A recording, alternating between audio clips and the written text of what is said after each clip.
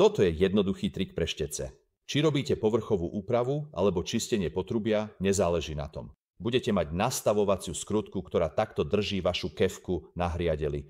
Ale ak sa táto nastavovacia skrutka z akéhokoľvek dôvodu strhne, všimnete si, že hriadel sa bude otáčať a zároveň to nemusí nevyhnutne pohnúť reťazou kefou.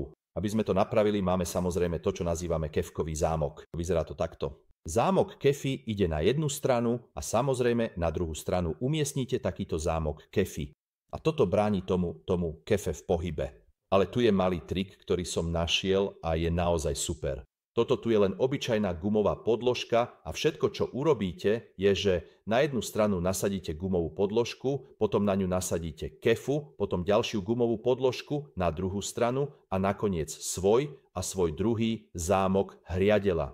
Teraz je tam pevná guma, ktorá účinne zabraňuje akémukoľvek pohybu, keď s ňou točíte. Takže zámky hriadeľa sa uzamknú na hriadeľ a guma to drží na mieste.